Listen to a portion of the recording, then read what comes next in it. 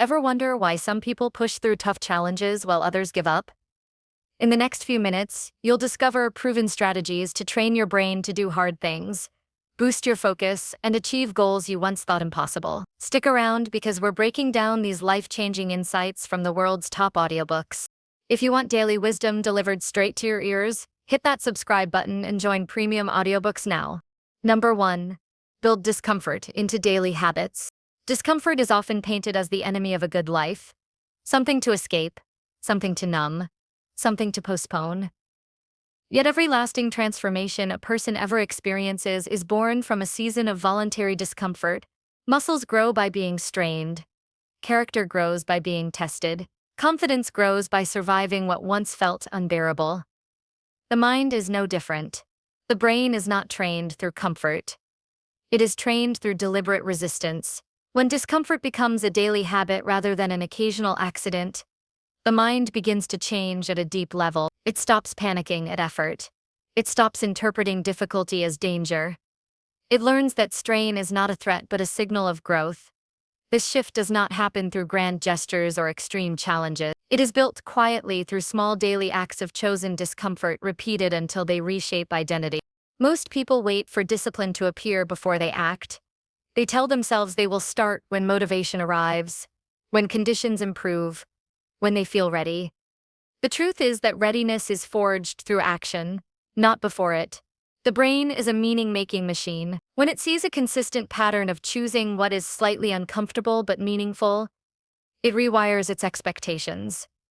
It begins to associate effort with reward rather than with threat. Over time, the voice that once said, avoid, grows quieter, and the voice that says engage grows stronger. This is how discomfort becomes a teacher instead of a tormentor.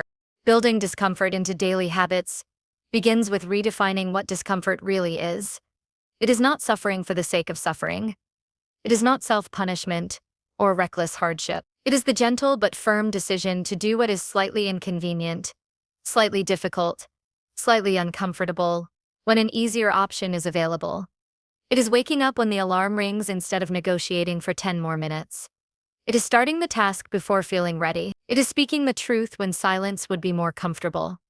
These moments may seem small, but they carry enormous psychological weight.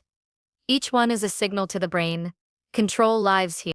The brain resists discomfort because it is wired for survival, not for growth. Thousands of years ago, conserving energy and avoiding risk kept human beings alive. That ancient wiring still operates today, even when the dangers are no longer physical predators but emails, deadlines, and difficult conversations. The brain does not differentiate between physical danger and emotional strain. It simply detects stress and urges retreat. Training the brain to do hard things means teaching it that not all stress is a signal to stop. Some stress is a signal to lean in.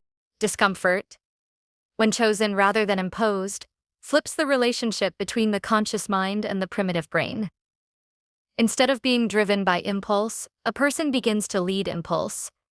This leadership begins with awareness. The next time resistance rises, the moment when the body feels heavy and the mind starts offering excuses, that moment becomes the training ground.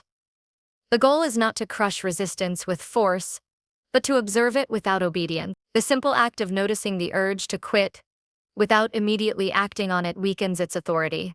The brain learns that its first reaction is not a command. It is only a suggestion.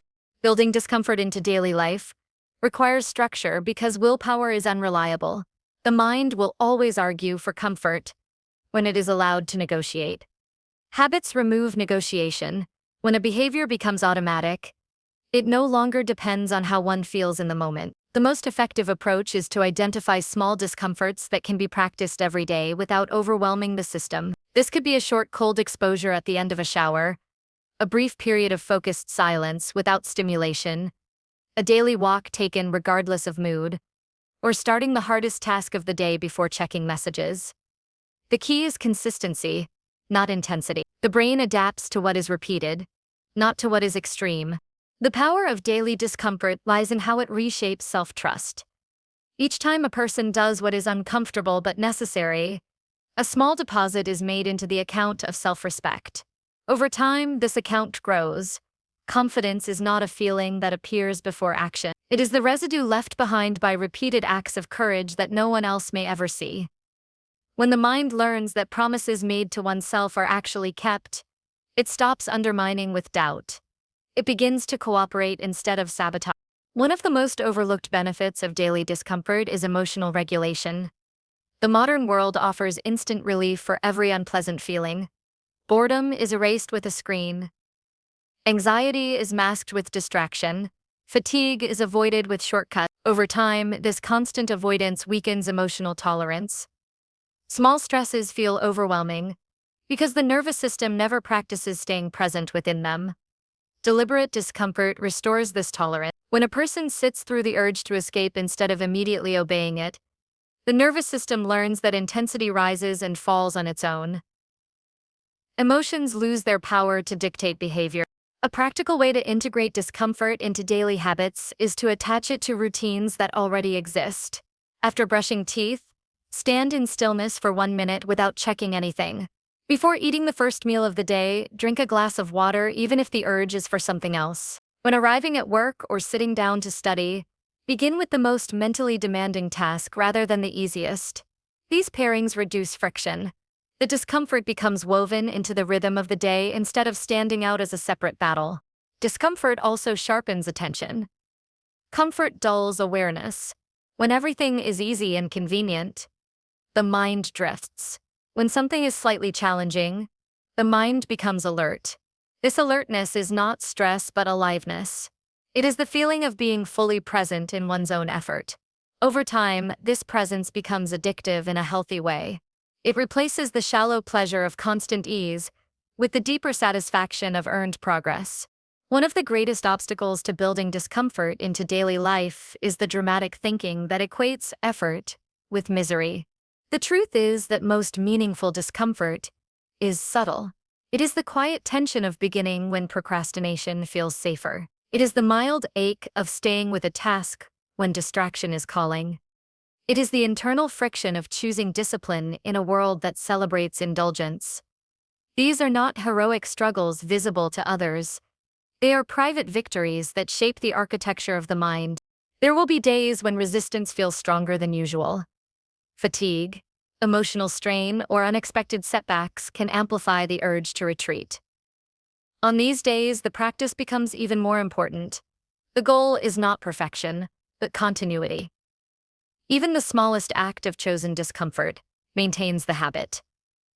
When everything feels heavy, standing up and taking one deliberate step still counts. The brain does not measure effort in dramatic leaps. It measures it in patterns. A broken chain weakens identity. A maintained chain strengthens it. Building daily discomfort also requires compassion. Without softness, harsh self-criticism drains energy and leads to burnout. Gentle firmness sustains momentum. When a day is missed, the practice resumes without drama. There is no punishment and no self-attack. Only a quiet return. This teaches the brain resilience rather than rigidity. Discipline rooted in self-respect endures longer than discipline driven by fear. Over time, the field of discomfort expands. What once felt difficult becomes normal. What once felt impossible becomes manageable. This does not mean life becomes easy. It means the capacity to meet life grows. The same challenges that once triggered avoidance now trigger engagement. The mind becomes less reactive and more responsive. Problems are no longer seen as threats to comfort, but as invitations to apply strength. The true reward of building discomfort into daily habits is not toughness for its own sake. It is freedom. A person who is not ruled by the need for constant comfort is free to act in alignment with long-term values, free to pursue difficult goals, free to endure temporary pain for lasting meaning, free to choose growth over stagnation. This freedom is quiet but profound. It is felt in the ability to stay steady when circumstances are unstable. It is felt in the capacity to work without needing constant praise. It is felt in the confidence that arises from knowing that discomfort is survivable. Daily discomfort teaches the brain a powerful truth. The edge of comfort is the edge of identity. Step beyond it often enough, and identity expands. What once defined the limits of ability becomes merely the memory of old conditioning. The The mind stops asking whether something is easy and starts asking whether it is necessary. This shift changes everything. A life trained in comfort becomes fragile. A life trained in measured discomfort becomes resilient. Resilience is not loud or dramatic. It is the quiet ability to remain upright when pressure increases. It is the calm persistence that continues long after excitement fades. It is the discipline to act without waiting for ideal conditions. This resilience is not inherited. It is practiced. Discomfort is no longer the enemy when it is chosen daily in small doses. It becomes the silent architect of strength. It shapes the nervous system, clarifies priorities, and reveals what a person is truly capable of enduring and achieving. With each deliberate choice to do what is slightly harder, the brain learns a new story about who is in charge. It learns that fear is not the final authority. It learns that the present moment is survivable. It learns that effort is not danger. When discomfort becomes a habit, the extraordinary becomes ordinary. Waking early becomes a rhythm. Focus becomes a skill. Persistence becomes character rather than a rare event. The war between intention and impulse quiets because intention gains more territory each day. Life does not become free of hardship, but the relationship with hardship changes. Hard things no longer appear as walls.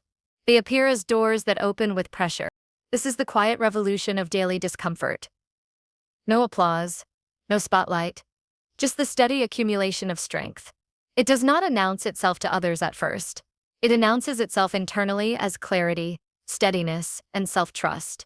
Over time, its external results become impossible to ignore. The person who once avoided difficulty now moves toward it with calm resolve. The brain that once pleaded for comfort now collaborates in effort. Discomfort built into daily habits is not a temporary challenge. It is a permanent shift in how life is approached. It is the decision to meet the day with intention rather than impulse, to train the mind through action rather than theory, to choose the harder right over the easier wrong in small, ordinary moments. These choices accumulate quietly, shaping destiny without noise. Strength is not built in moments of ease. It is forged in ordinary moments where comfort is available and discipline is chosen instead. Every time this choice is made, the brain becomes a little more capable of hard things. Over years, these little moments create a person who no longer waits to feel strong, but acts strong and becomes it through motion. This is how discomfort, once feared and avoided, becomes the foundation of a powerful and resilient life. Number 2. Use micro goals to steadily escalate. Progress rarely arrives in dramatic leaps. It comes quietly, disguised in small actions so ordinary they are easy to dismiss. The greatest changes in a person's life are not built by massive bursts of effort, followed by long collapse, but by modest steps taken again and again with unwavering consistency. This is the quiet power of micro goals. They take what feels overwhelming and break it into movements so small that resistance loses its grip. They turn the impossible into the inevitable by making forward motion unavoidable. The human brain is not inspired by distant outcomes. It responds to what it can complete, touch, and finish in the present moment. When a goal feels too large, the mind reacts with hesitation, delay, and subtle self-sabotage. The body feels heavy, attention scatters, and excuses multiply. This is not weakness of character. It is how the nervous system protects itself from uncertainty and overload. Micro goals work with this design instead of fighting it. They give the brain a target that feels safe to engage with, yet meaningful enough to create momentum. A micro goal is not about lowering standards. It is about building a staircase instead of trying to climb a wall. It is the decision to focus on the next doable action rather than the entire journey. Write one paragraph instead of a whole chapter. Walk 5 minutes instead of an hour. Study one concept instead of the full subject. These steps may seem insignificant when viewed in isolation, but the mind is shaped by patterns, not by isolated efforts. When a small action is repeated daily, it compounds into a level of discipline that no burst of motivation can match. Steady escalation is what turns micro goals into a living system of growth. The task stays just slightly ahead of comfort. It is never so small that it fails to challenge, and never so large that it overwhelms. This delicate balance is where the brain learns most efficiently. Too little challenge leads to stagnation. Too much challenge leads to paralysis. Micro goals allow precise control over this balance. They teach the mind to associate effort with achievement rather than with exhaustion. When progress is incremental, the emotional weight of failure diminishes. A setback no longer feels like the collapse of an entire future. It becomes a minor deviation in a long process that continues regardless. This steadiness builds emotional stability. Anxiety decreases because the system no longer depends on rare moments of peak performance. Confidence grows because success becomes frequent. Each completed micro goal delivers a quiet message to the brain. Forward motion is normal. The brain thrives on evidence. Every small win strengthens neural pathways associated with action. Over time, initiation becomes easier. The first step no longer feels like lifting a boulder. It feels like opening a familiar door. Momentum becomes a habit rather than an accident. This is why micro goals are so powerful for training the brain to do hard things. The difficulty never disappears, but the resistance to beginning weakens. Escalation must be deliberate. Without gradual increase, micro goals turn into comfort rituals rather than growth tools. The step must eventually become slightly heavier, slightly longer, slightly more demanding. This escalation should be slow and almost unnoticeable. The mind adapts best when it is challenged without being alarmed. One extra repetition, one more minute. One additional task added at the edge of capacity. These subtle expansions widen internal limits without triggering defensiveness. Real discipline is not built by heroic days. It is built by ordinary days, done with precision. Micro goals anchor discipline in reality. They remove dependence on mood. On low-energy days, the smallest goal is still achievable. On high-energy days, the system naturally carries the individual further without strain. This adaptability makes the practice sustainable over long periods of time, which is where real transformation occurs. The emotional relationship with effort changes when micro goals are used consistently.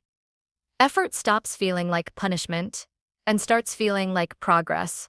The burden of perfectionism fades because success is defined by completion, not by magnitude. The fear of starting loses its power because the task ahead always feels manageable.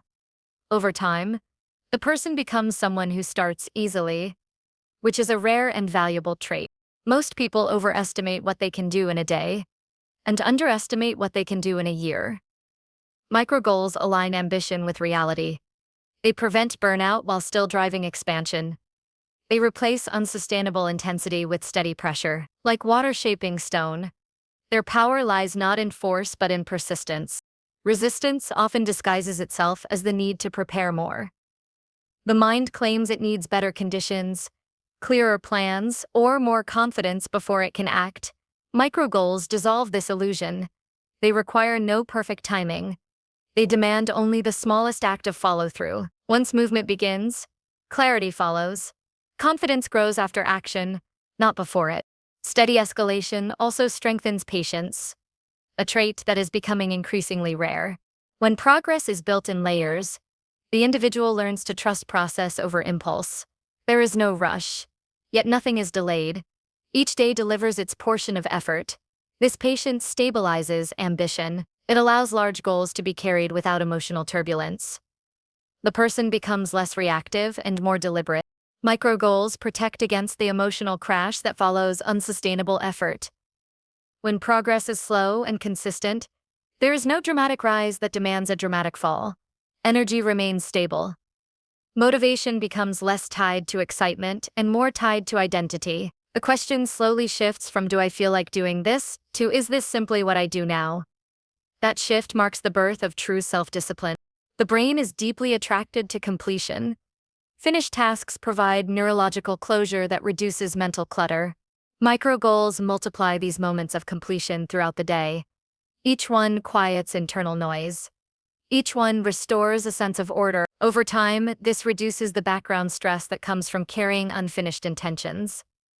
Life feels lighter, not because there is less to do, but because less is being mentally postponed. There is also a quiet humility in working with micro goals. They acknowledge human limits without surrendering ambition. They respect energy without worshipping comfort. They recognize that strength is built incrementally and that impatience often sabotages what it desires. This humility protects against the arrogance of overreach and the shame of collapse. It keeps progress grounded. Escalation teaches the brain to live at the edge of capability. This edge is where growth is always found. When the edge is avoided, capacity shrinks. When it is approached gently and regularly, capacity expands without drama. What once required great effort becomes routine. What once felt out of reach becomes part of daily life. This is how ordinary actions quietly reshape destiny. Micro goals also sharpen attention. When the objective is small and specific, concentration deepens naturally. The mind is no longer scattered across an overwhelming future. It rests on a single clear action in the present. This reduces mental fatigue and increases quality of output. Work becomes cleaner, effort becomes more precise. The habit of finishing what is started begins to form. The practice of steady escalation fosters self-respect. Each promise kept, no matter how small, strengthens internal credibility. Over time, the mind stops doubting follow-through. It stops negotiating with commitments. This inner reliability becomes a foundation for larger responsibilities. People who trust themselves can be trusted with more. One of the profound effects of micro-goals is how they neutralize fear. Fear thrives on vague futures and large uncertainties. When action is broken into small steps, the unknown recedes. There is only the next movement. The nervous system relaxes because it no longer needs to face the entire mountain at once. Courage grows quietly in this reduced field of view. Steady escalation also refines judgment. The individual learns to sense the difference between healthy challenge and reckless overload. This awareness protects against self-sabotage disguised as ambition. Growth becomes intelligent rather than chaotic. Progress becomes measured rather than erratic. There will be days when even the smallest goal feels heavy. On these days, the practice matters most. Completing the micro goal preserves identity. It keeps the chain unbroken. It signals to the brain that consistency is not negotiable even when circumstances are uncomfortable. This constancy builds an internal stability that external chaos cannot easily disturb. Over long periods of time, micro goals quietly transform how a person relates to difficulty. Large challenges no longer trigger paralysis. The mind automatically begins to break them down. The question is no longer, "Can I do this?" But what is the first small step? That question alone is enough to dissolve most obstacles. Micro goals do not eliminate hard work. They organize it. They make difficulty approachable. They turn endurance into a learnable skill.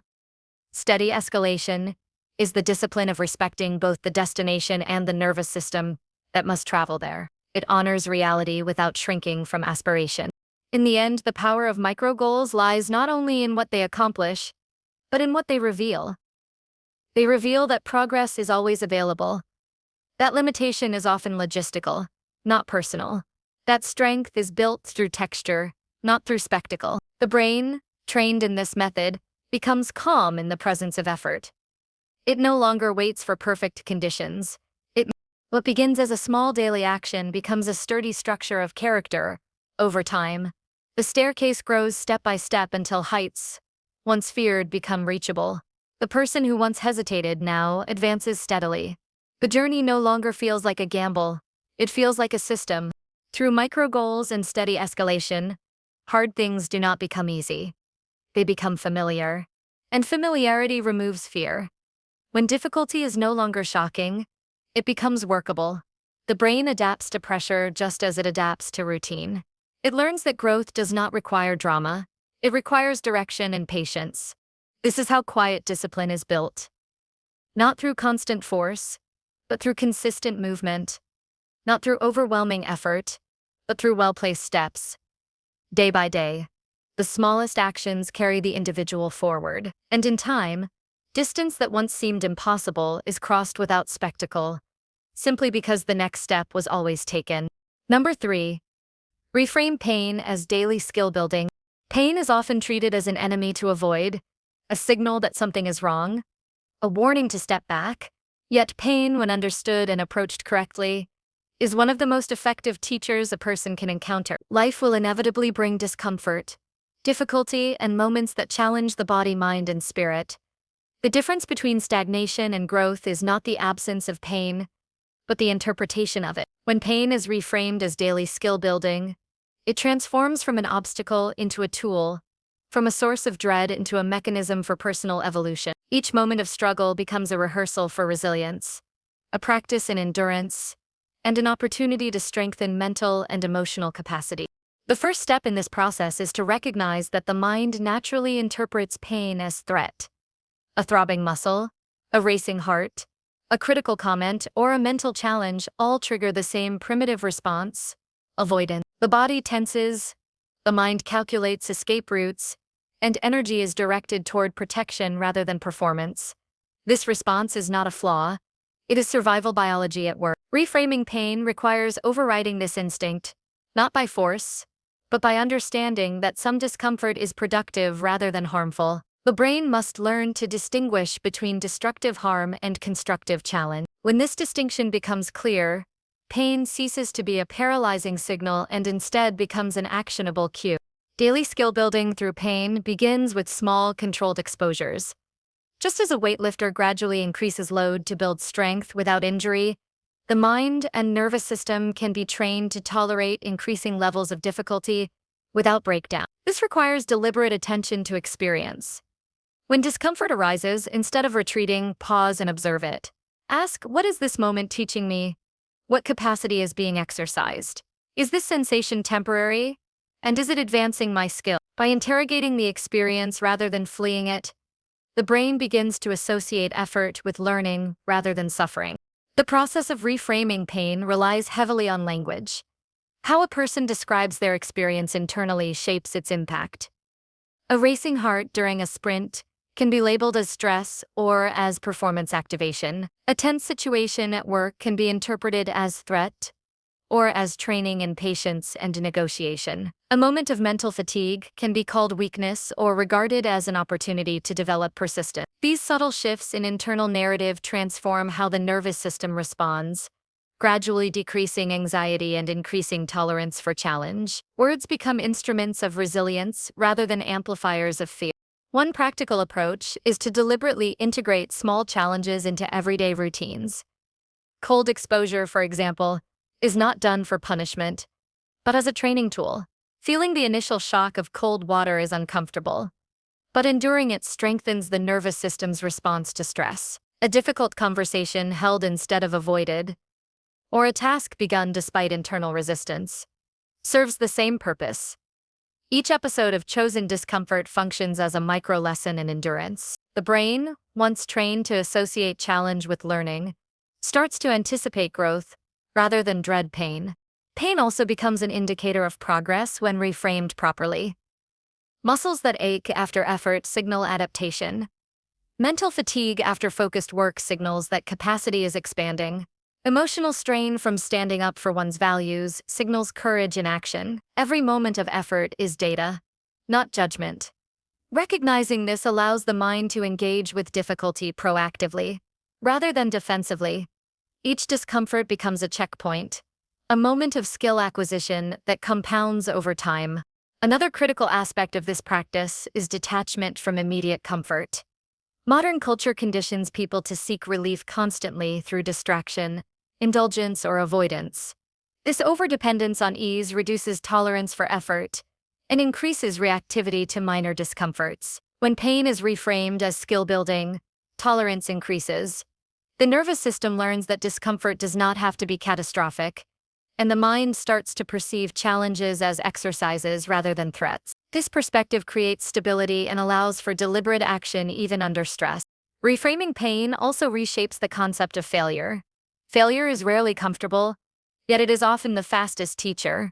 When a person experiences loss, rejection, or error, interpreting it as feedback rather than punishment transforms the learning curve. Each mistake is a lesson in strategy, adaptability, or emotional regulation. By reframing, the brain is trained to seek growth from adversity rather than to avoid it, cultivating courage and creativity. Over time, the threshold for perceived failure rises, because the mind recognizes that skill is built through iterative exposure to challenge. Consistency is vital. One isolated act of reframing is insufficient. The mind requires repeated reinforcement. Daily engagement with manageable but meaningful discomfort strengthens neural pathways associated with resilience and problem solving. This repetition creates an automatic recognition. When discomfort arises, it is an opportunity for skill building, not a signal to quit. Over weeks and months, this repeated engagement forms an identity rooted in capability rather than fragility. The person who once feared strain begins to embrace it as part of their growth process. Attention to bodily sensations is also essential. Physical discomfort is often intertwined with mental resistance. Paying close attention to posture, breathing, heart rate, or tension allows the individual to navigate pain more intelligently. For example, conscious breathing during intense physical exertion mitigates panic and directs energy efficiently. Mental discomfort during cognitive tasks can be managed by breaking problems into components while maintaining focus. The act of attending to pain without immediate escape trains both mind and body to endure and adapt simultaneously. A crucial aspect of reframing pain is mindfulness of the temporal dimension. Discomfort is almost always temporary. The mind often magnifies its presence by imagining permanence. By observing the transient nature of sensation, physical strain, emotional tension, or cognitive effort, the brain learns to tolerate intensity without catastrophizing. Awareness of impermanence transforms the experience from a threat into a measurable, navigable process. The mind shifts from resisting experience to engaging with it, building competence and confidence with every exposure. The social dimension of pain is often overlooked. Experiencing difficulty alongside others, or even witnessing others endure struggle, reinforces the mindset that discomfort is universal and manageable. Stories of persistence, mentorship, or collective challenge provide models of how to engage pain constructively. They create an internal map that frames difficulty as a standard part of skill acquisition, rather than as a personal indictment. This perspective reduces shame, enhances focus, and strengthens internal resolve. Pain reframed as skill building also has a compounding psychological effect. Small daily victories against discomfort accumulate into a sense of self-efficacy that permeates life. Tasks that once seemed daunting become approachable because the mind has been trained to tolerate effort. This accumulation creates a buffer against future stress and strengthens the capacity for deliberate action. The individual becomes someone who approaches difficulty not with dread, but with strategic engagement, a mindset cultivated through deliberate practice. Patience and persistence are inseparable from this approach. Skill is rarely instant, pain is rarely permanent, but mastery requires consistent effort over time. Micro-exposures to difficulty, daily reflections on lessons learned, and intentional engagement with effort form a lattice that supports long-term capability. Impatience only undermines the benefits, because skill building is cumulative and often invisible until a threshold is crossed. The person who commits to repeated engagement develops endurance, wisdom, and adaptability simultaneously. The ultimate effect of reframing pain is freedom. Fear of discomfort no longer dictates choices. The individual gains the ability to pursue goals that demand effort, stand firm under scrutiny, and endure challenges without internal collapse. Pain becomes a signal for growth, a teacher rather than a jailer.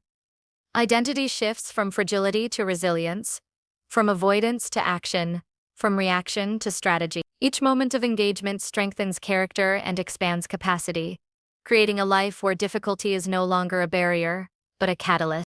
Reframing pain as daily skill building is not a theory. It is a discipline. It requires awareness, consistency, and intentionality. Each day presents opportunities, a physical strain, a mental challenge, or an emotional tension. By approaching each moment with curiosity, focus, and determination, the mind learns to convert discomfort into competence. Over time, challenges that once elicited fear or hesitation become ordinary practice. This is the quiet alchemy of skill building through pain. What once threatened now strengthens. The mind, trained in this way, begins to approach life with confidence, clarity, and resilience. Number 4.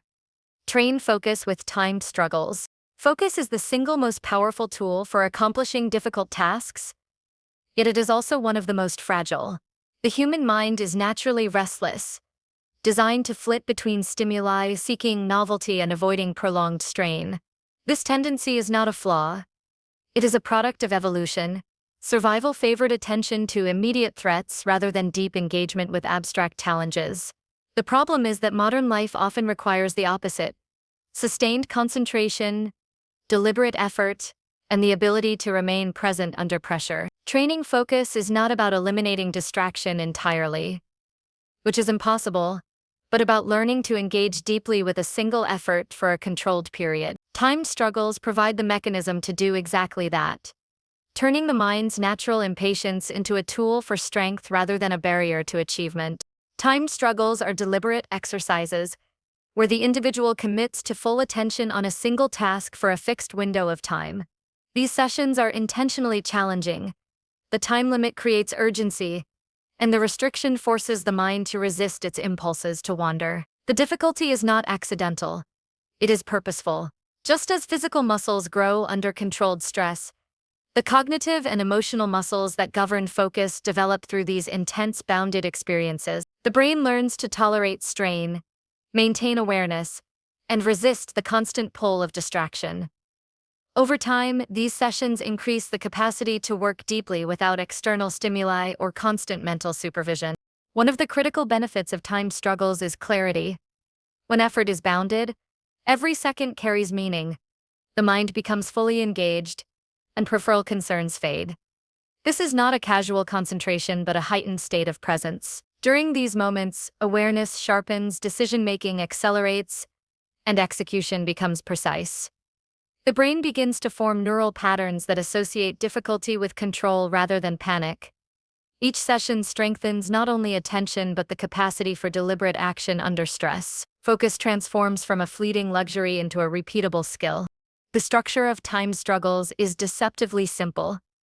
Begin with a manageable duration, long enough to challenge attention, but short enough to be achievable. This could be 10 to 20 minutes for a beginner. During this period, eliminate external distractions, silence notifications, close irrelevant windows, and inform others that interruption is not permitted. The goal is not comfort. The goal is engagement.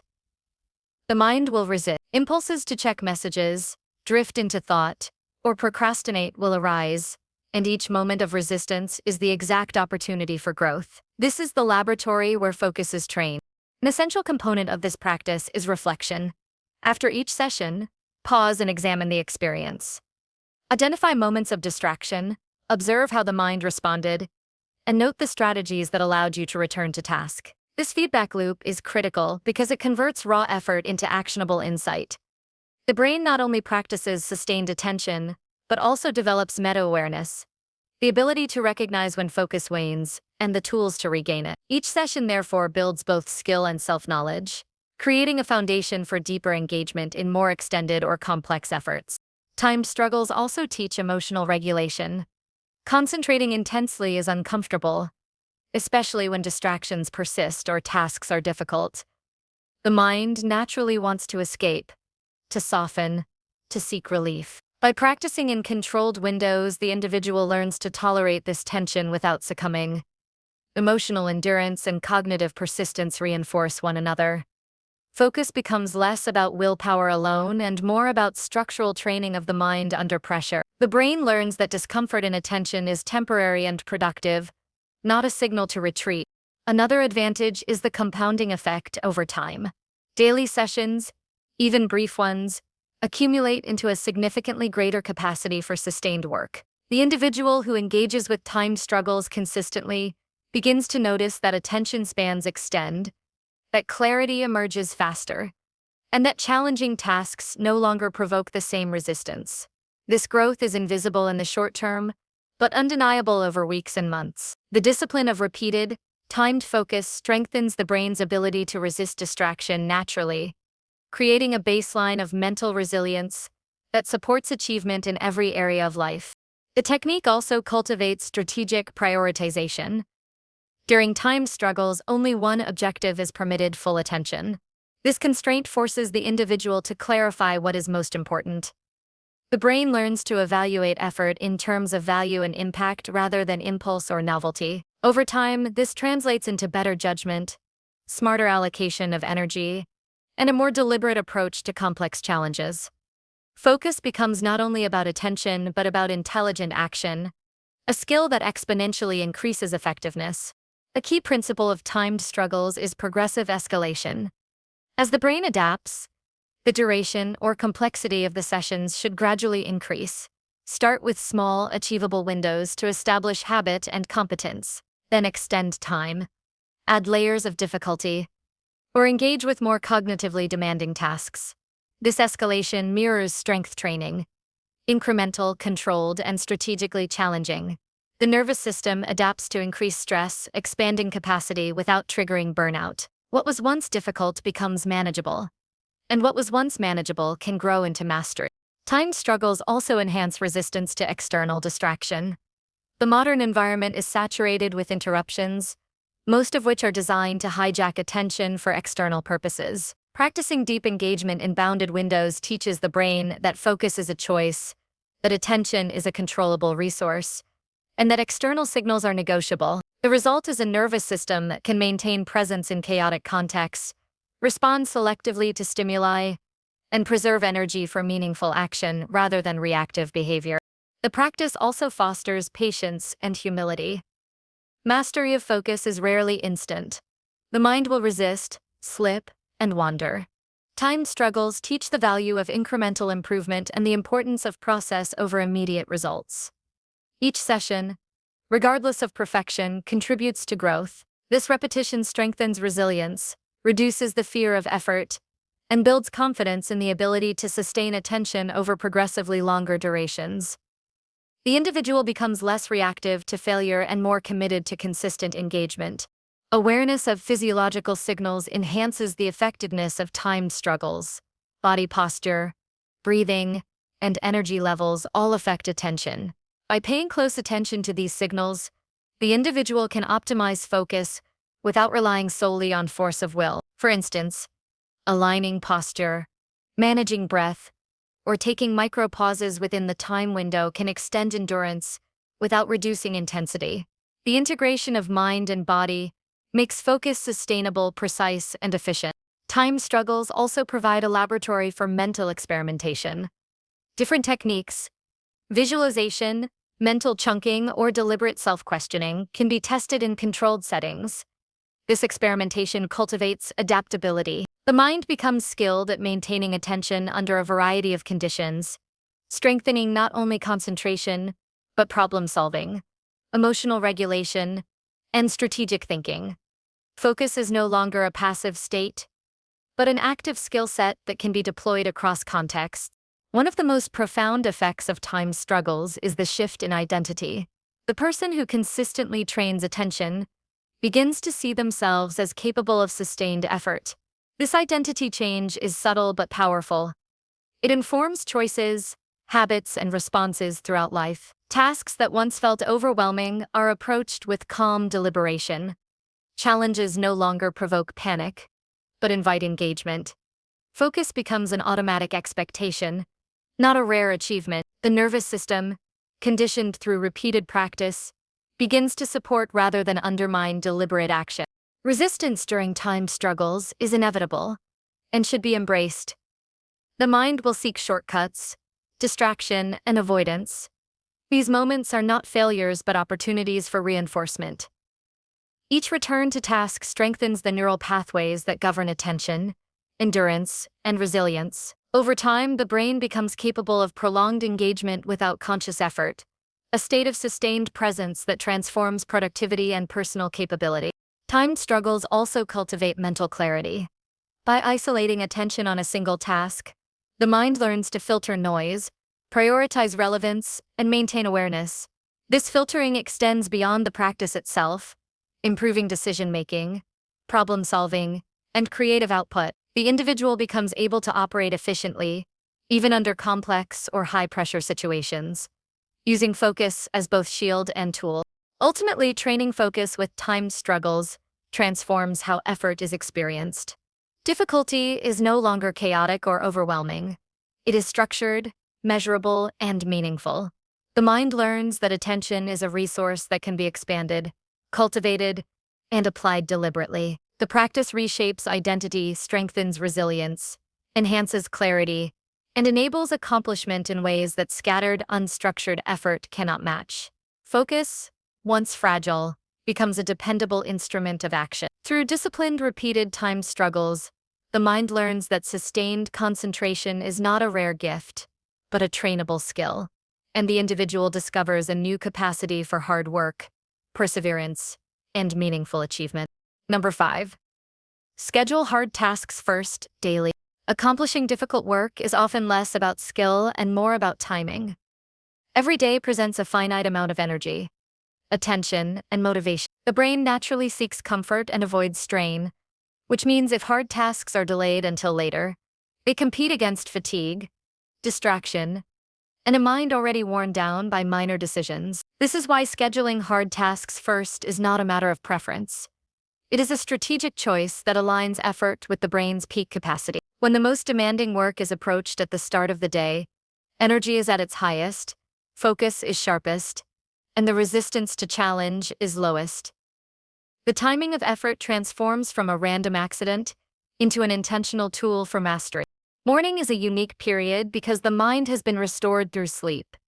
The body is relatively fresh, and external pressures have not yet accumulated. At this stage, the mind is malleable, capable of concentration without the clutter of emails, notifications, or unresolved problems. Tackling hard tasks first exploits this natural advantage.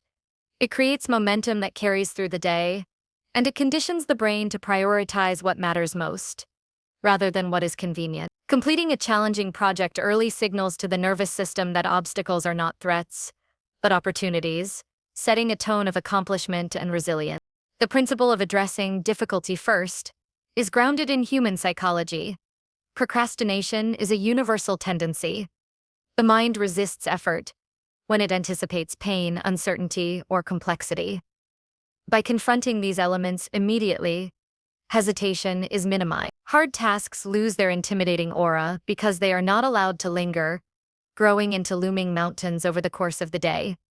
The act of beginning when resistance is lowest, rather than when it is highest, establishes a pattern of decisiveness. Each completion reinforces the belief that difficulty can be managed systematically. Preparation is a critical component. Scheduling hard tasks first does not mean rushing blindly into work without clarity. The night before, identify what the most demanding and important tasks will be. Break them into actionable steps if necessary. When morning arrives, the brain is primed with a clear roadmap, reducing the friction of uncertainty. A mind freed from indecision expends more energy on execution and less on negotiation. This preparation, combined with timing, magnifies the likelihood of sustained effort and achievement. The psychological benefits extend beyond immediate productivity. Early engagement with demanding work fosters a sense of control. When difficult tasks are handled up front, the day is less reactive and more deliberate. Stress caused by looming obligations diminishes, replaced by a sense of accomplishment that reinforces confidence. Each morning begins with victory rather than delay, conditioning the brain to view effort positively rather than as a burden. This habit gradually rewires motivation, reducing reliance on fleeting emotion and increasing reliance on structured action. Another advantage is momentum. Completing the hardest tasks early generates a cascade effect. Minor tasks, which might have felt tedious or overwhelming in isolation, are rendered more manageable because cognitive capacity has already been exercised and the psychological weight of avoidance has been removed. The day progresses on a foundation of completed work rather than deferred responsibility. This momentum is cumulative, compounding over weeks and months into a sustained rhythm of achievement that feels natural rather than forced. Resistance is inevitable, and the first moments of the day often bring internal negotiation. The mind will suggest comfort, ease, and delay. Recognizing these urges as predictable signals rather than truths is essential. The decision to act despite resistance strengthens neural circuits associated with self-discipline. Each choice to confront a difficult task first is a rehearsal in courage, mental toughness, and prioritization. Over time, the act of beginning itself becomes less daunting, creating a virtuous cycle where hard work is approached with clarity rather than avoidance. Scheduling hard tasks first also teaches efficiency. When attention and energy are abundant, work is done with fewer errors, deeper focus, and greater speed. The quality of effort naturally increases because the mind is operating in its optimal state. Late-day attempts at the same work often result in fatigue-driven mistakes, frustration, and prolonged duration. By front-loading demanding activities, the brain utilizes peak performance windows intelligently, conserving energy for tasks that require creativity, problem-solving, or strategic thinking. This practice is also protective against distraction. External pressures, interruptions, and minor tasks accumulate as the day progresses. By prioritizing difficulty first, the individual secures undisturbed time for the work that truly matters. Later, easier tasks can be addressed with reduced pressure, while critical projects are already completed. The strategy ensures that limited cognitive resources are allocated effectively rather than dissipated through constant triage. Timing becomes a defensive measure against entropy, guarding productivity through structure. Habit formation is strengthened through consistency. Scheduling hard tasks first creates a predictable rhythm in the brain. Neural pathways associated with initiation, focus, and perseverance are repeatedly activated under optimal conditions. Over time, starting difficult work becomes automatic. The mind anticipates effort rather than resists it, reducing procrastination. This internalization of discipline is more sustainable than relying on willpower alone, because it leverages routine and environmental alignment, rather than fragile motivation. A subtle but powerful effect is the shift in identity. The person who habitually engages with the hardest work first begins to see themselves as capable, reliable, and proactive. This identity reinforces action. Resistance diminishes not because it disappears, but because the mind aligns with a self-concept that values execution. Confidence is no longer external, but emerges from consistent demonstration of competence. The neural reinforcement of this identity makes it easier to tackle increasingly difficult challenges, creating a positive feedback loop of growth. Strategic sequencing matters. Hard tasks should be clearly defined and prioritized. Attempting to front-load minor or unclear tasks dilutes focus and undermines the practice. Identify what will demand the most cognitive, emotional, or creative effort, and place it at the start. This ensures that energy is spent where it yields maximum impact. Minor tasks can follow naturally, benefiting from a sense of completion and the cognitive ease established by earlier victories. Scheduling hard tasks first also builds patience. Difficult work often takes time and sustained effort. Beginning immediately trains the mind to endure the initial friction rather than seeking immediate gratification. The act of starting becomes a rehearsal in persistence, demonstrating that early resistance is temporary and manageable. Over time, patience becomes embedded in the approach to work, reducing anxiety and increasing overall effectiveness.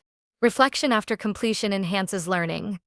Each day, review what was accomplished, noting challenges, distractions, and breakthroughs. These insights inform adjustments, making the next day more efficient. The brain integrates experience with strategy, refining not only work habits, but metacognitive awareness. Success in this system is iterative, building through daily attention to both action and insight. Reflection transforms effort into mastery. Energy management is integral. The brain's capacity fluctuates naturally throughout the day. Morning focus is not infinite, but scheduling hard tasks first ensures that it is utilized when it is highest.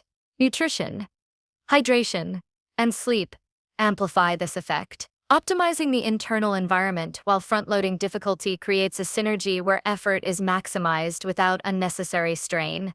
This alignment between physiology and strategy makes challenging work more attainable and sustainable. Ultimately, scheduling hard tasks first is a philosophy of action over hesitation, strategy over whim, and presence over distraction.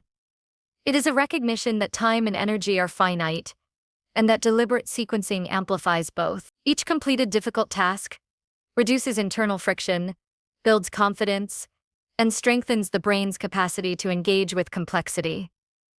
The habit transforms resistance from an obstacle into a predictable challenge that can be managed systematically.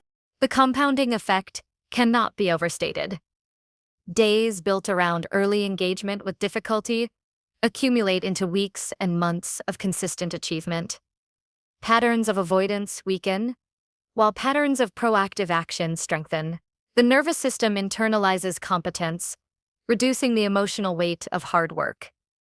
The individual becomes someone who approaches challenges strategically, calmly, and effectively, rather than reactively or hesitantly. Scheduling hard tasks first also shifts perspective on effort itself. Difficulty is no longer something to postpone, fear, or dread. It becomes an integral part of the day's rhythm, a natural and expected challenge. This reframing reduces stress, enhances motivation, and builds resilience. Over time, the practice transforms not only productivity but self-concept, creating a person who does not wait for optimal conditions but generates them through intentional structure. The habit of addressing difficulty first establishes control. It converts the day from a reactive series of distractions into a deliberate, structured environment. Focus, discipline, and achievement become natural outcomes. The brain, trained through repeated engagement, under optimal conditions, begins to anticipate effort rather than avoid it. The individual moves through the day with momentum, clarity, and a sense of mastery that multiplies across all areas of life. In the end, the strategic scheduling of hard tasks first is a tool, a discipline, and a mindset. It leverages the brain's natural cycles, maximizes energy, reduces resistance, and builds enduring self-confidence. Each morning becomes an opportunity to shape not only the day but the capacity to handle future challenges. Over time, the practice transforms ordinary routines into a framework for excellence, resilience, and relentless forward motion, making difficulty not a burden but the foundation of achievement. Number 6. Reward completion, not comfort seeking. Too often, the human mind confuses comfort with reward. Society constantly reinforces the idea that pleasure, ease, or avoidance equals success, but these signals are shallow and transient. True growth and lasting accomplishment emerge from follow-through, from finishing what matters rather than avoiding what is uncomfortable. Rewarding completion rather than comfort rewires the brain to prioritize effort, persistence, and discipline over fleeting satisfaction. It teaches the nervous system that achievement is the metric that matters, not temporary relief. This distinction is subtle but transformative. One path strengthens character, the other reinforces avoidance. Choosing completion trains the mind to value endurance, follow-through, and resilience in a way that comfort can never replicate.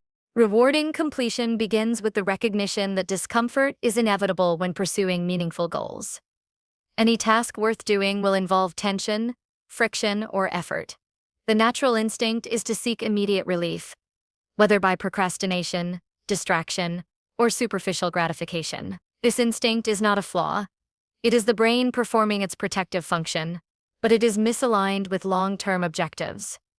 By consciously rewarding the act of finishing instead of the avoidance of discomfort, the individual reconditions these primitive responses. Each completed task signals to the nervous system that perseverance is both valuable and safe, creating a feedback loop that encourages further action despite resistance.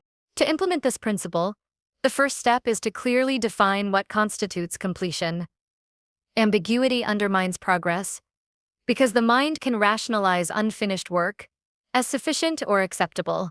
A task must have measurable endpoints or observable outcomes. Writing a chapter, sending an important email, or completing a set of exercises. Each is a tangible marker that can be recognized and celebrated. Rewarding the process of following through, rather than indulging in comfort before finishing, strengthens accountability and internal trust. The nervous system begins to expect satisfaction only when effort reaches its natural conclusion. The nature of the reward is also critical. It should reinforce completion rather than comfort. For example, after finishing a challenging task, a small treat, a moment of reflection, or acknowledgement of progress provides reinforcement without undermining discipline. Comfort-seeking rewards, such as distractions or avoidance, fail to build neural patterns associated with perseverance. By aligning the reward with accomplishment, the brain begins to crave achievement rather than escape. Over time, this alignment rewires behavior at a fundamental level. Consistency is essential. One isolated moment of rewarding completion does not suffice. The brain adapts to repeated reinforcement patterns, daily intentional recognition of completed work conditions, the nervous system to respond favorably to effort and to disregard shortcuts or avoidance. As the habit solidifies, the instinct to flee discomfort weakens, replaced by the instinct to finish. Discipline becomes habitual because the neural reward system now associates satisfaction with action rather than ease. A significant psychological benefit is the shift in internal metrics of value. Instead of measuring success by comfort, convenience, or external praise, progress is measured by completion and effectiveness.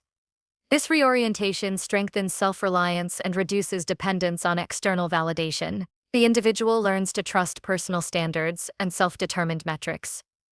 Each completed task, no matter how small, reinforces competence and autonomy.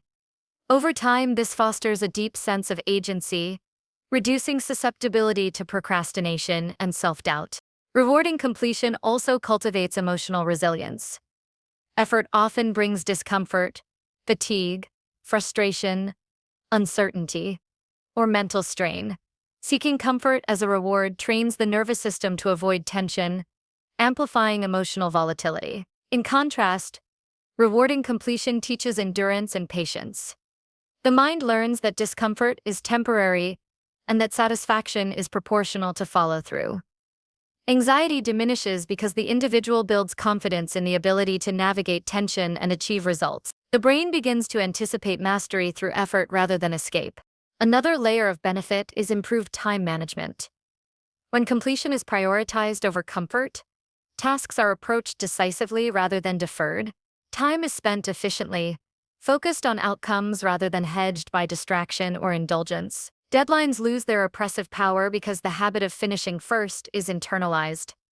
Momentum becomes a constant, and the sense of accomplishment accumulates, creating a positive feedback loop that enhances motivation and productivity over time.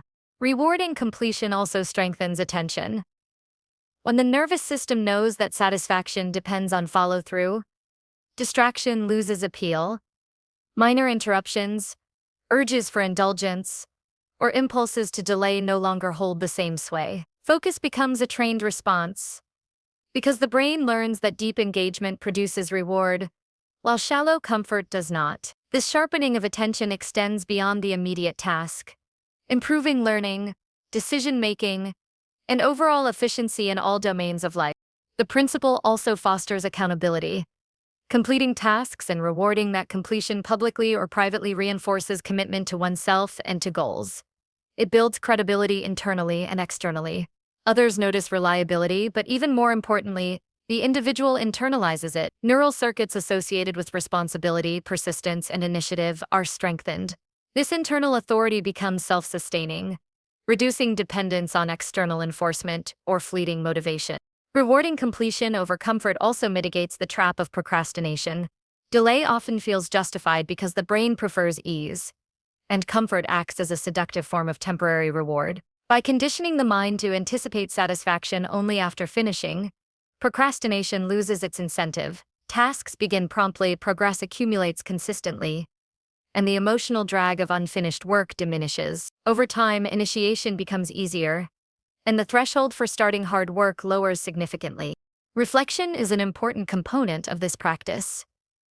After completing a task, observe what was learned, how resistance was overcome, and how reward was internalized.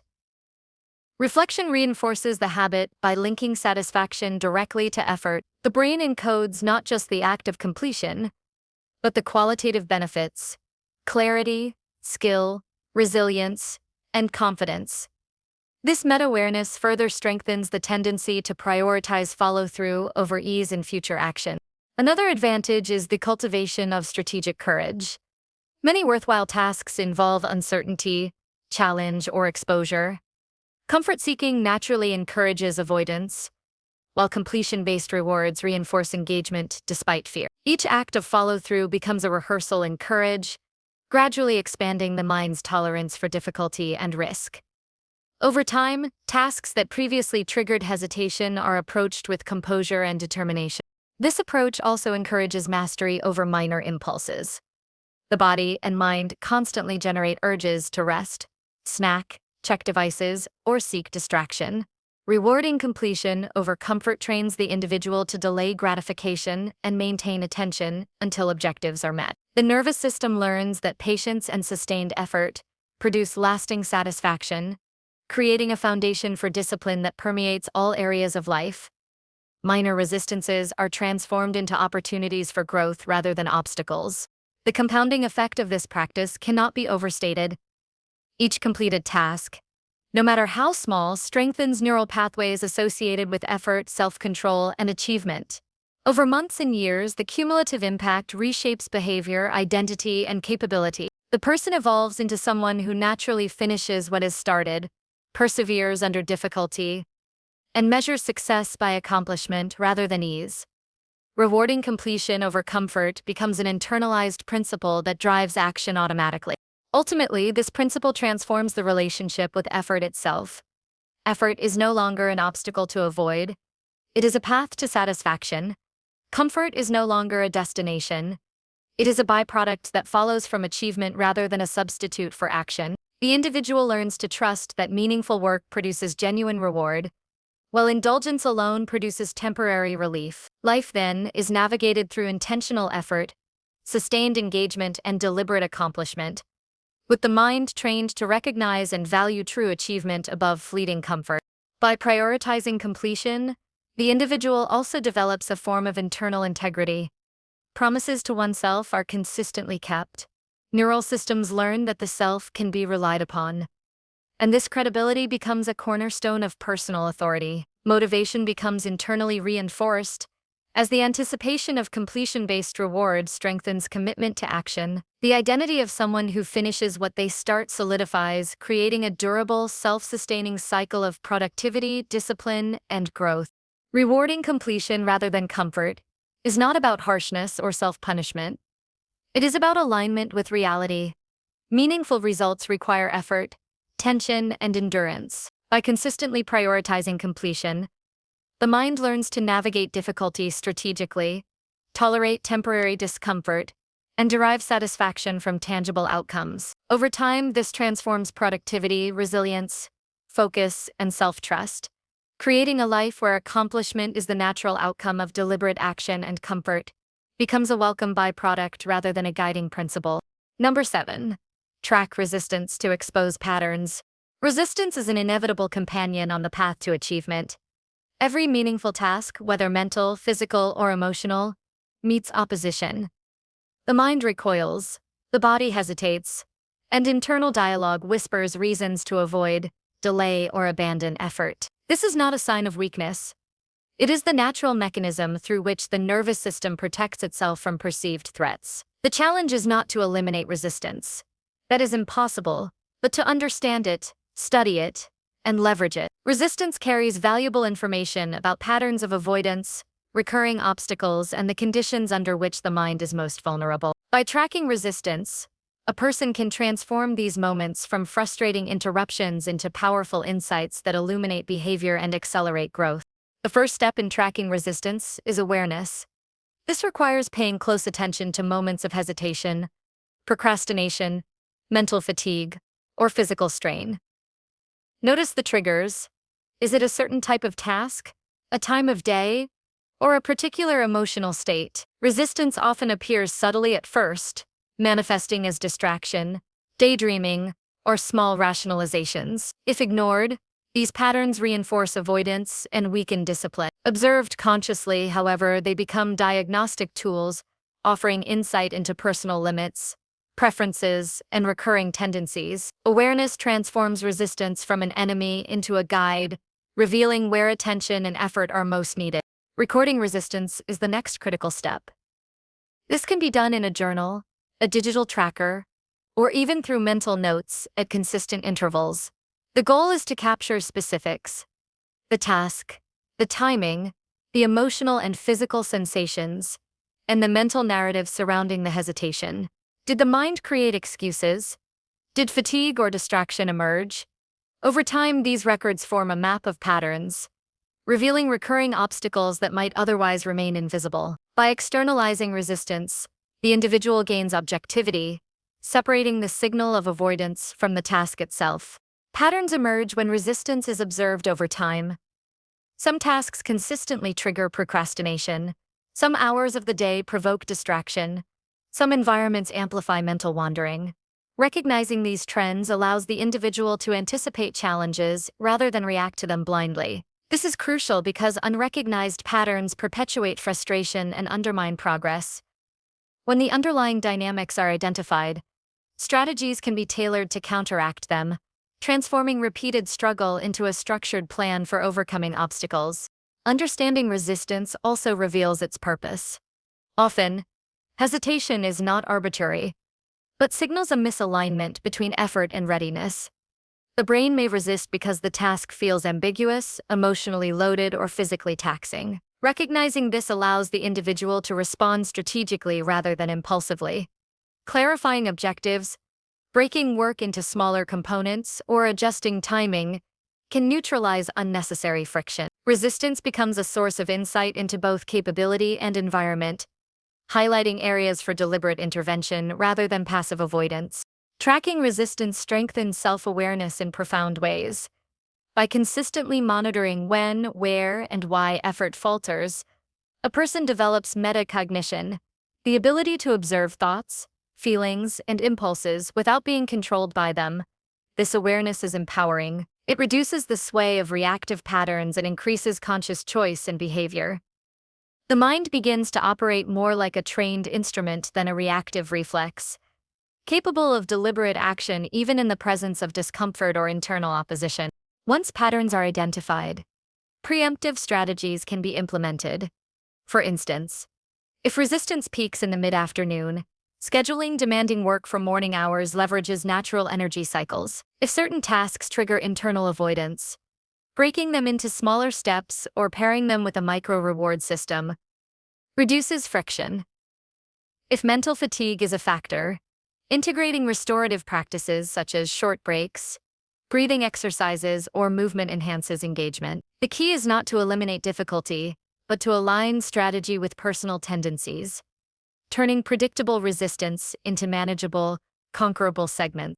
Tracking resistance also fosters patience. Growth is rarely linear. The same triggers may appear repeatedly even after conscious efforts to overcome them. By maintaining consistent observation, the individual learns that temporary setbacks are informative rather than indicative of failure. Resistance becomes data, not judgment. This reframing reduces self-criticism, promotes persistence, and strengthens the ability to maintain disciplined effort over time. The mind gradually associates effort with insight rather than stress, reframing challenge as constructive rather than threatening. This practice cultivates resilience. By exposing patterns of hesitation and working through them deliberately, the nervous system adapts to tension, discomfort, and mental strain. Over time, previously resistant tasks become manageable, and mental endurance expands. The individual gains confidence not merely in skill, but in the ability to navigate difficulty reliably. Each instance of confronting resistance reinforces a sense of agency. The mind is capable of observation, strategy, and action even under pressure. Tracking resistance also enhances decision-making. The mind becomes better at evaluating the cost of avoidance versus the benefit of engagement. By recognizing habitual triggers, the individual can prioritize action over delay, energy over inertia, and strategy over impulse. This conscious calibration allows effort to be applied efficiently and effectively, preventing wasted energy on repeated patterns of unproductive struggle. The insight gained from tracking becomes a tool for optimization, turning resistance into a compass for action. The cumulative effect of this practice is transformation of identity. Someone who observes and responds to patterns of resistance develops a self-concept rooted in awareness, discipline, and capability. The individual no longer perceives themselves as a victim of internal hesitation, but as an active participant in shaping behavior. Patterns that once elicited frustration now elicit curiosity and structured response. Self-mastery becomes tangible, grounded in repeated, observable interactions with resistance.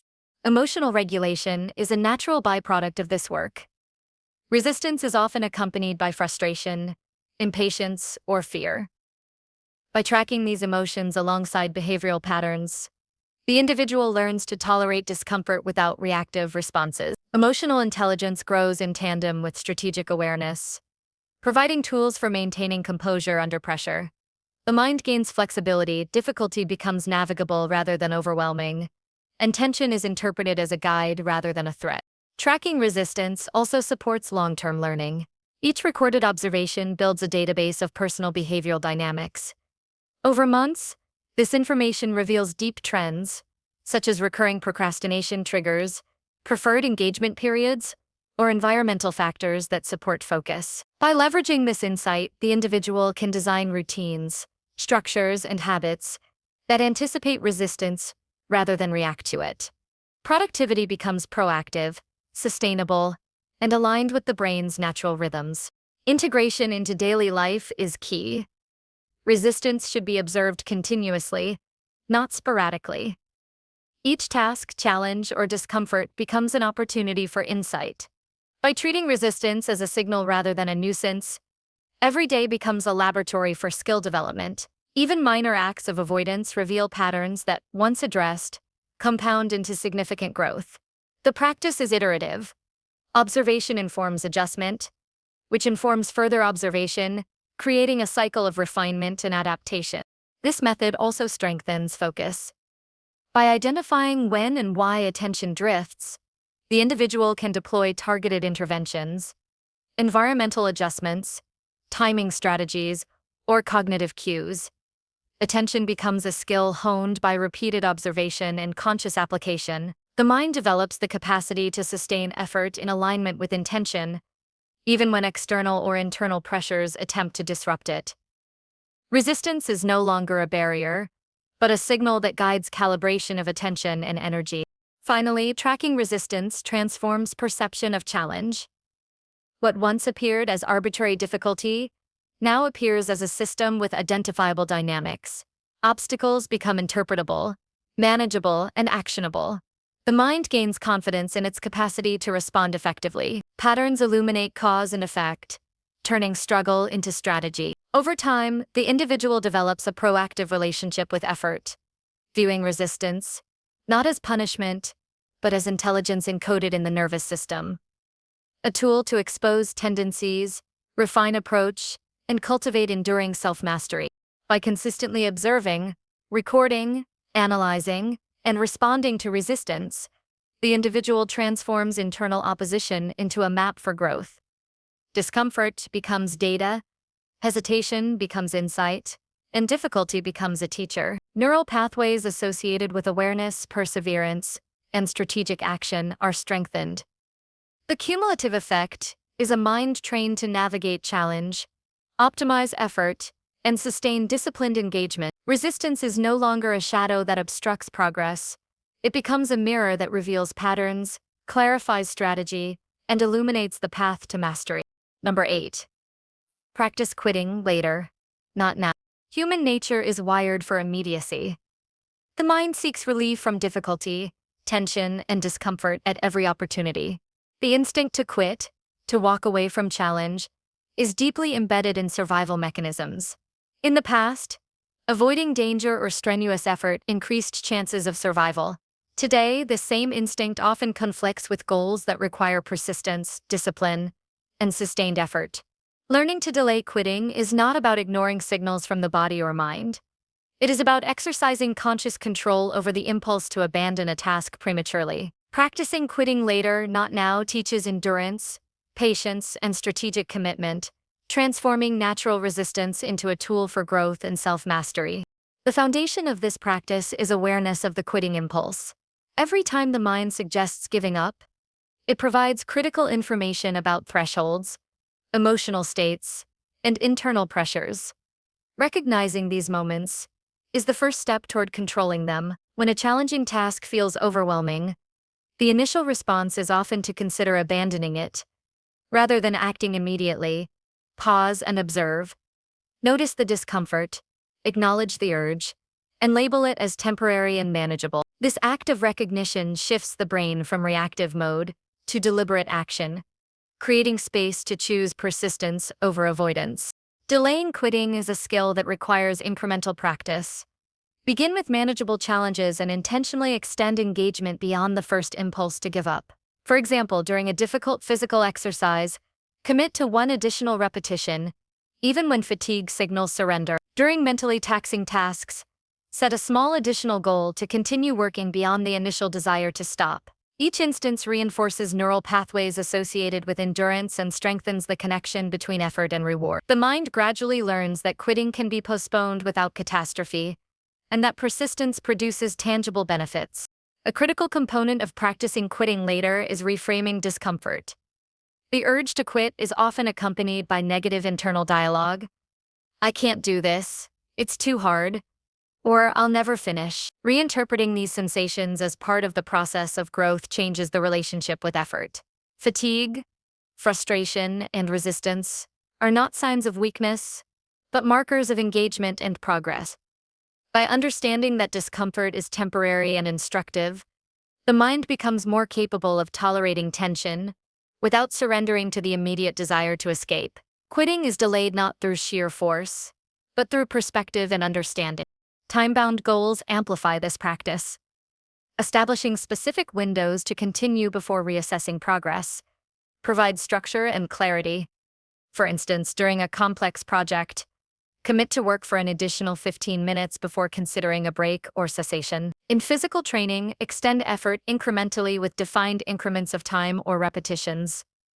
These boundaries create a controlled environment where the mind can safely experience resistance without being overwhelmed. Delaying quitting becomes measurable and repeatable, forming a habit that strengthens persistence under pressure. Tracking performance is also essential.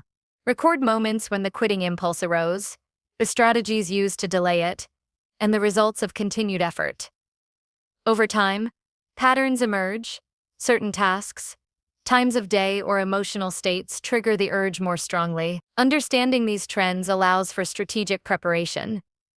By anticipating when quitting is most tempting, the individual can implement targeted strategies to extend effort, reinforcing the habit of persistence. Each documented success serves as evidence that continued action produces outcomes, reinforcing the neural association between patience and achievement.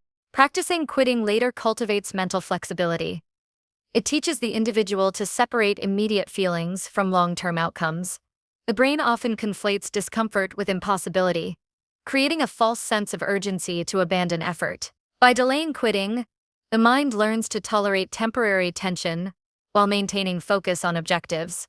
This practice reduces reactivity and builds a capacity for deliberate, strategic engagement. Over time, challenges that once triggered surrender become manageable and approachable. The practice also strengthens emotional resilience. Facing the urge to quit repeatedly and choosing to continue conditions the nervous system to tolerate discomfort without panic. Anxiety, frustration, or boredom no longer dictate action. They are experienced as signals rather than commands. Emotional endurance develops alongside cognitive persistence, creating a foundation for disciplined performance across multiple domains. The ability to tolerate difficulty without immediate retreat becomes a skill, reinforcing both confidence and self-efficacy. Another benefit is the development of patience. Quitting later requires acceptance of incremental progress rather than immediate gratification. Most meaningful achievements are the result of accumulated effort over time, and delaying surrender trains the mind to respect the process. The individual learns to value consistency and persistence over instant results, internalizing the principle that mastery and accomplishment require deliberate, sustained effort. Each instance of extended engagement reinforces this mindset, gradually reshaping the relationship with challenge. Strategic adjustment enhances the effectiveness of this approach. Delaying quitting does not mean stubbornly persisting in the wrong way. It requires awareness and adaptability. If the initial method is ineffective, small adjustments or alternate approaches can be implemented while still maintaining the commitment to continue. This teaches both endurance and strategic thinking. Persistence is combined with intelligent adaptation, reinforcing that quitting is not a first response, but a considered decision reserved for genuine necessity.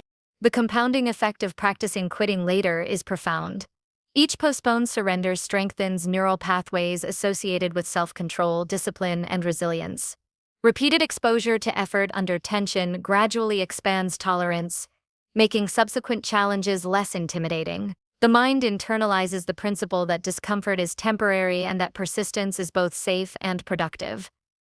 Over weeks and months, the individual becomes someone who approaches difficulty systematically, maintaining engagement where others might falter. Persistence transforms into a habit, embedded in identity rather than reliant on fleeting motivation.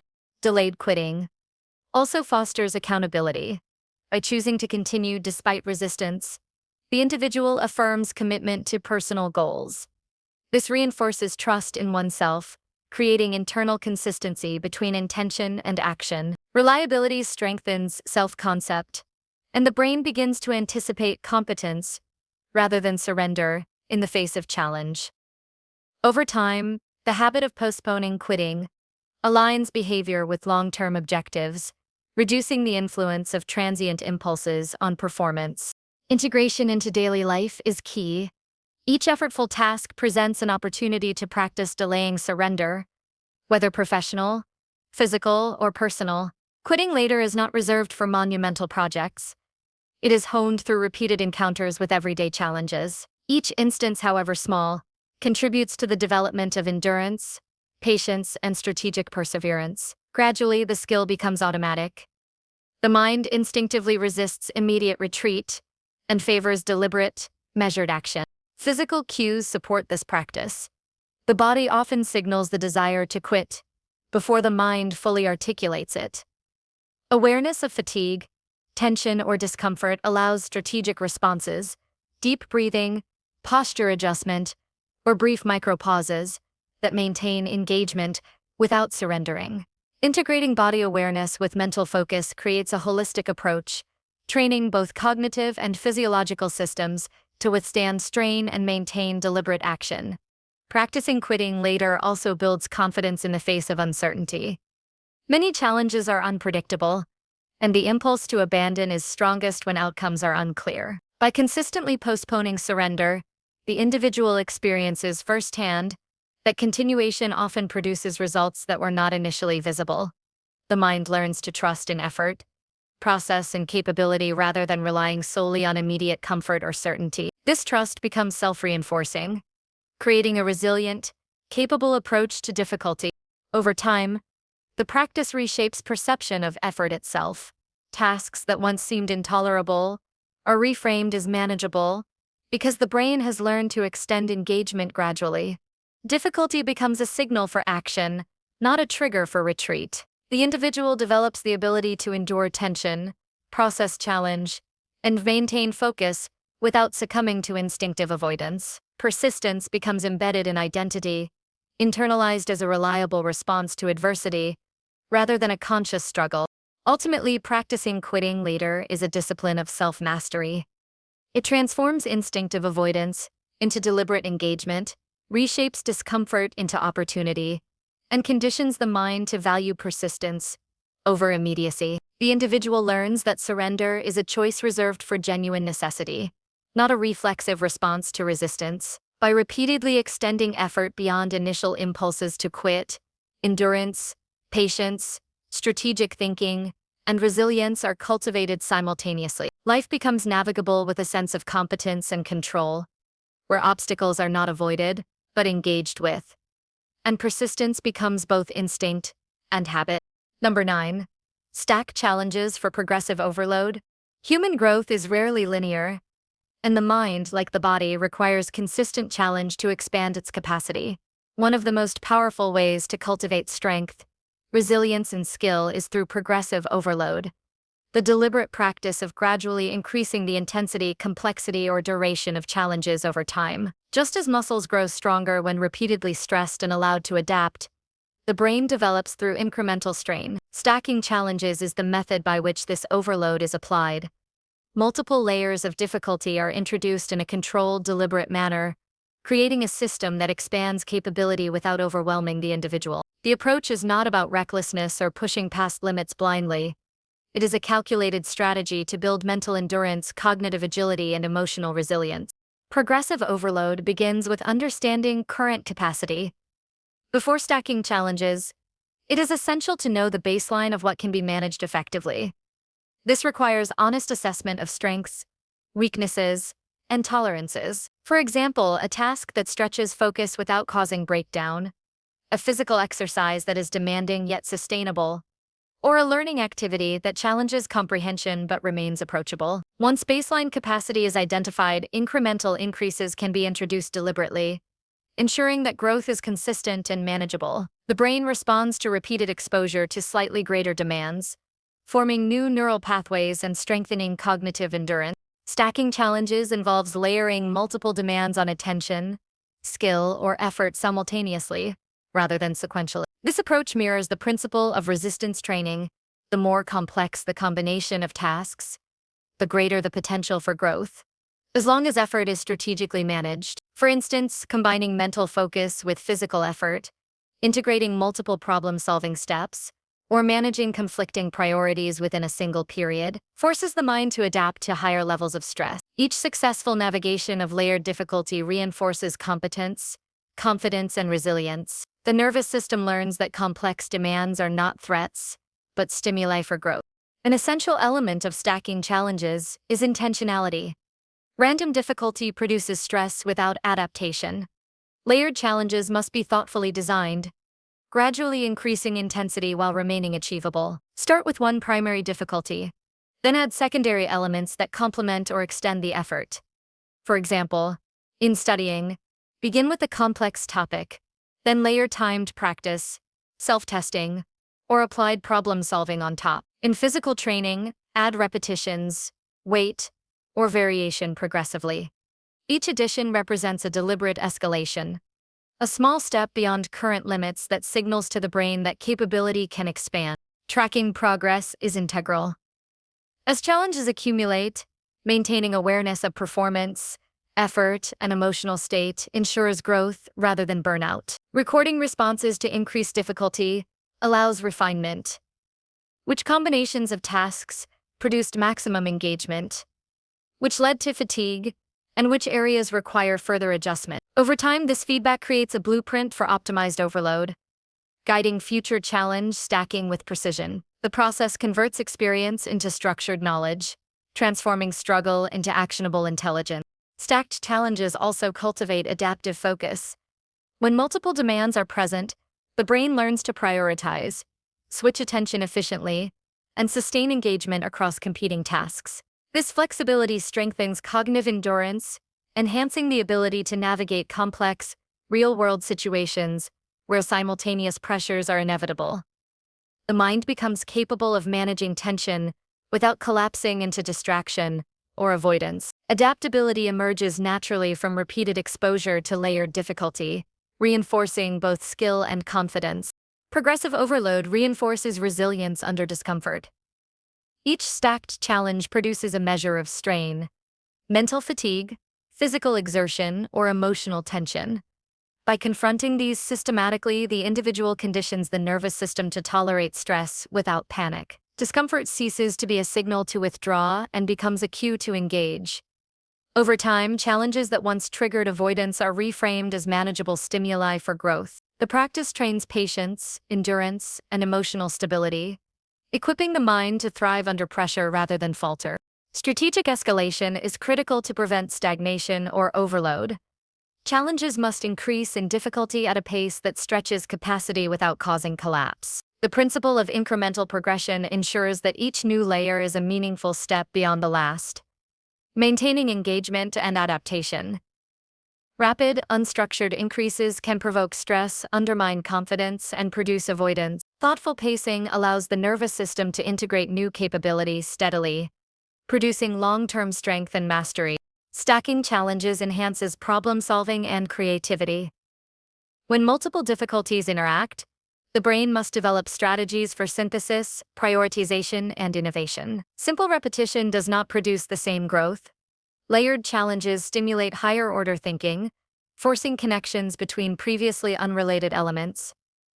The mind adapts by developing flexible approaches, recognizing patterns and generating solutions under pressure. This mental agility transfers to other areas of life, improving performance in academic, professional, and personal domains alike.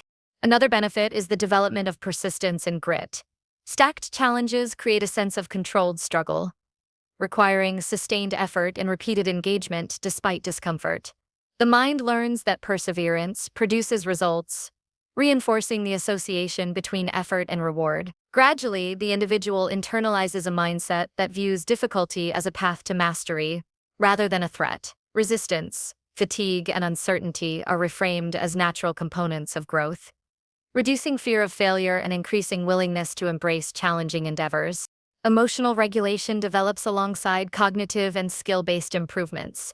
Layered difficulty produces stress, but repeated exposure teaches the brain to manage tension without succumbing to frustration or impulsive withdrawal. Techniques such as focused breathing, micropauses, or deliberate reframing can be integrated during challenge stacking, enhancing control over emotional states. This harmonization of cognitive and emotional endurance reinforces the capacity to perform under pressure, creating a holistic form of resilience that supports long-term achievement. Reflection and assessment amplify the benefits of stacking challenges. After completing layered tasks, analyze which aspects were most demanding, which strategies facilitated success, and which areas require adjustment. This metacognition converts experience into intelligence, allowing future challenges to be tailored for maximum growth. By understanding patterns of response, the individual can design increasingly effective and personalized overload, ensuring that each session contributes meaningfully to overall development. Stacked challenges also foster confidence. Successfully navigating multiple, increasingly complex demands demonstrates the brain's capacity for adaptation. Each accomplishment reinforces self-efficacy, cultivating a mindset of capability. Over time, the individual begins to approach new difficulties with anticipation, rather than fear, recognizing that incremental effort and strategic layering produce reliable growth. Confidence becomes self-reinforcing. Past success under complex conditions strengthens willingness to tackle even greater challenges. Integration into daily routines is key. Challenge stacking is not limited to extraordinary or occasional effort.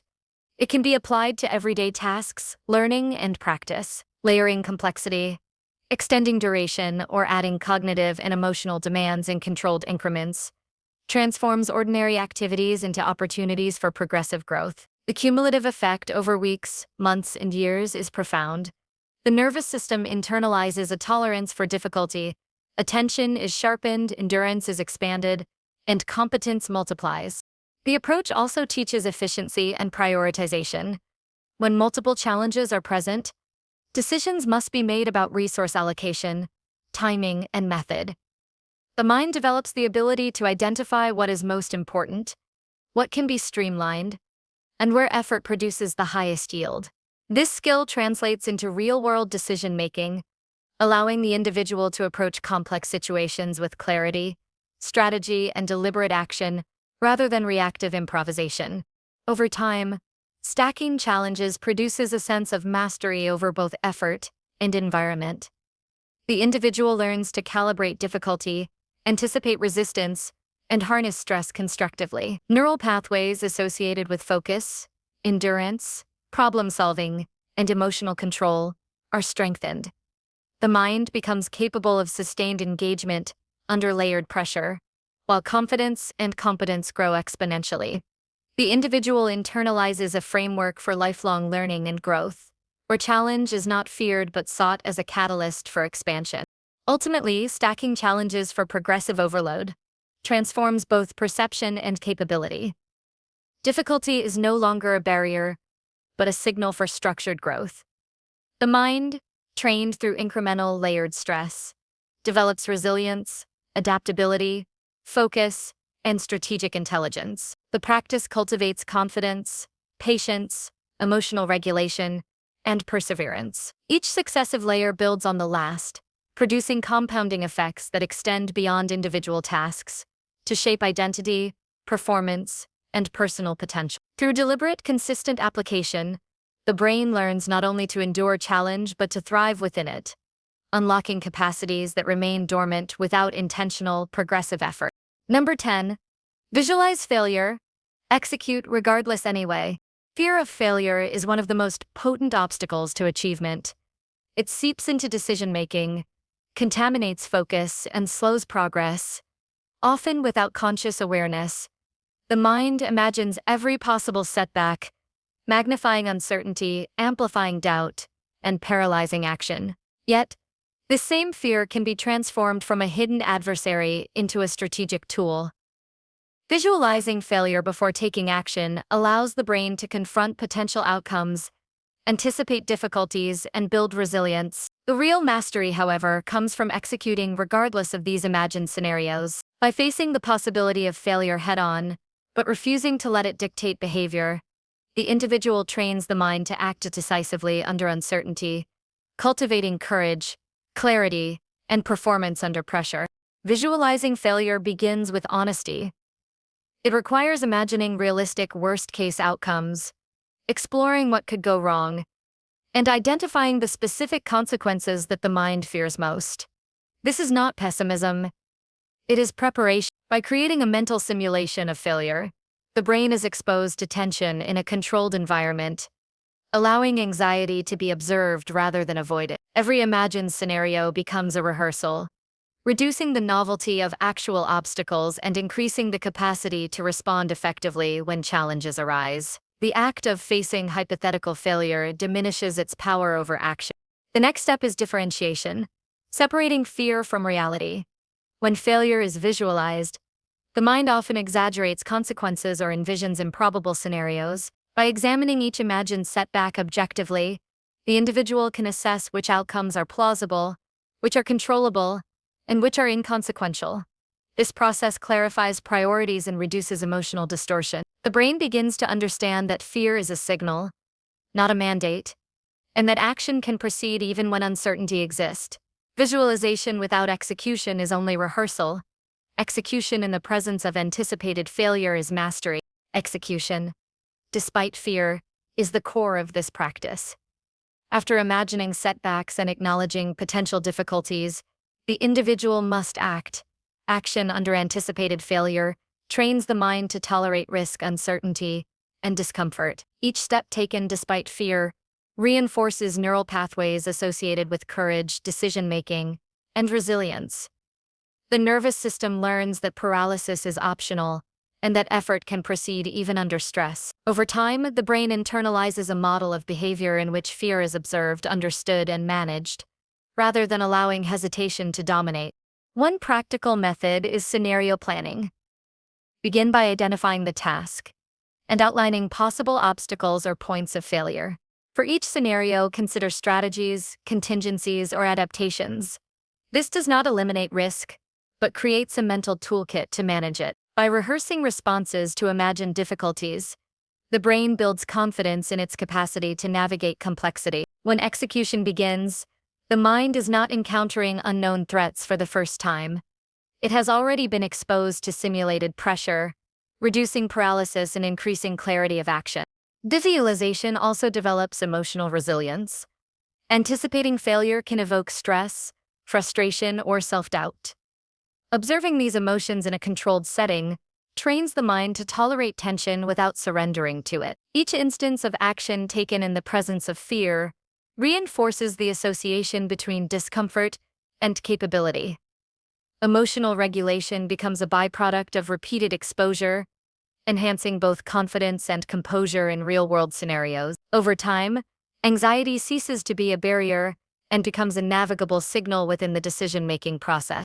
Incremental exposure strengthens the effect. Begin with tasks that carry moderate stakes, visualizing potential failure and acting despite it.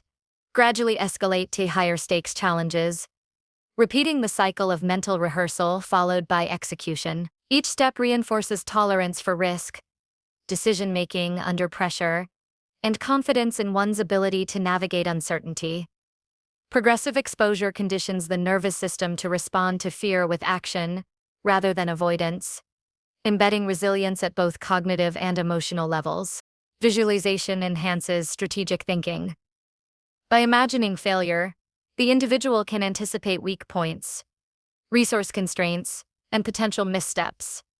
This foresight allows preemptive adjustments, reducing actual risk while maintaining momentum. Action becomes not reactive but calculated, informed by mental rehearsal. Fear, once paralyzing, becomes a catalyst for preparation and strategic refinement. The brain learns to transform anxiety into insight, converting imagined threats into actionable intelligence that guides behavior. Persistence is reinforced through repeated practice. Fear of failure often encourages short-term avoidance, but visualizing outcomes and choosing to act cultivates a habit of endurance. Each successful execution, despite anticipated failure, strengthens the neural association between risk and competence. The individual begins to approach challenges with a mindset of exploration and problem-solving, rather than apprehension. Failure is no longer a signal to retreat, but an event to navigate, learn from, and adapt. This method also strengthens decision-making under uncertainty. The mind becomes trained to weigh potential consequences, plan responses, and act without complete certainty. Decision paralysis diminishes because the brain has been exposed to hypothetical outcomes and has developed confidence in the capacity to respond. Execution in the face of visualized failure enhances cognitive agility, allowing the individual to pivot, adapt, and persevere in complex or unpredictable circumstances. Tracking outcomes improves learning. After each execution, reflect on the gap between imagined failure and actual experience. What was anticipated accurately? What was unexpected? Which strategies were effective? This reflection reinforces insight, calibrates future visualization, and refines execution strategies. The cycle of imagining, acting, and analyzing creates a feedback loop in which the mind continuously improves its capacity to manage risk, discomfort, and uncertainty. The process converts fear into actionable intelligence and competence. Visualization coupled with action also promotes confidence in capability. Each completed task, taken despite anticipated setbacks, builds evidence of skill, endurance, and problem-solving ability. The mind learns that fear does not dictate outcome. Effort, strategy, and persistence do. Confidence becomes grounded in repeated experience rather than abstract hope. The individual internalizes a model of performance in which preparation, courage, and follow-through reliably produce results, even under challenging circumstances. Integration into daily practice magnifies impact. Every task, challenge, or decision can be approached with mental rehearsal of potential failure, followed by deliberate execution. By consistently applying this method, the nervous system is conditioned to tolerate risk, act decisively under uncertainty, and manage tension effectively. The cumulative effect strengthens resilience, focus, and competence across all areas of life, embedding courage as a habitual response, rather than a conscious effort. Visualization also shifts perception of difficulty. Tasks that initially provoke fear appear more manageable because the mind has pre-experienced setbacks in a controlled setting. Anticipated challenges are no longer intimidating. They are data points within a framework of preparedness. Action becomes a demonstration of skill, judgment, and endurance, rather than a gamble against the unknown. The individual learns to confront complexity with clarity and resolve, transforming uncertainty into opportunity. Finally, executing regardless of visualized failure cultivates a durable mindset of agency and self-trust. Fear is acknowledged, understood, and integrated, but it no longer dictates behavior. The brain internalizes a principle of courage, preparation informs action, and action proceeds despite tension. Over time, this principle reshapes identity. The individual becomes someone who navigates difficulty with composure, pursues goals with determination, and regards potential failure as a challenge to be managed rather than a reason to retreat. Success is not the absence of fear but the ability to act in spite of it, creating a life defined by deliberate effort, resilience, and the capacity to thrive under uncertainty.